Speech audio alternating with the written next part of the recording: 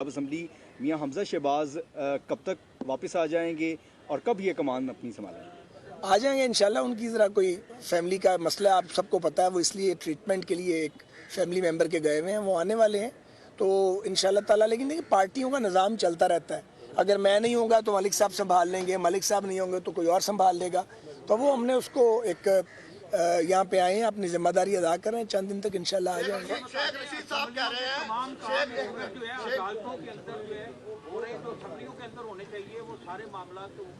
जब सियासत बोनों के हाथ में चली जाए और जब सियासत उन लोगों के हाथों में चली जाए जो कहीं और से ऑपरेट होते रहे हों और सहूलतकारी से इक़्तिदार में आए हुए हों, तो फिर मामला अदालतों में ही जाते हैं। और जब अदालतों में भी बदकिस्मती से नज़रिया ज़रूरत के तहत फैसले दिए जाने लगें और फिर अपने रिश्तों नातों का ख्याल किया जाने लगे तो फिर मसाइल बढ़ते हैं। और वाला मामला अब कहाँ तक स्टैंड करता है? मार्च नहीं, मुल्क में थुकाई मार्च होगा, क्या कहेंगे आप?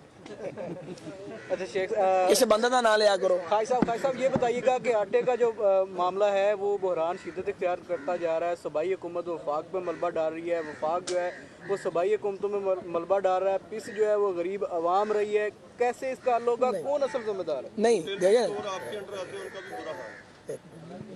बुरा हाल तो भाई पूरे पाकिस्तान का अगला कर गया है। हमारी कारकर्दगी को कंपेयर करना है तो हमारे 5 साल को उसके 3.25 साल से करें ना। हम तो पाकिस्तान में सर्कुलर डेट 0 कर गए थे, वो कई सौ अरब का छोड़ गया। हम जीडीपी 5.8 पे ले गए थे, वो माइनस पे ले गया था। इस तरफ कोई नहीं आता। हम तो एक आए हैं एक कॉन्स्टिट्यूशनल चेंज के तहत, और जो तबाही है उसको अपने ज़िम्मे डाल ली है और उसको कॉम्बैट कर रहे हैं।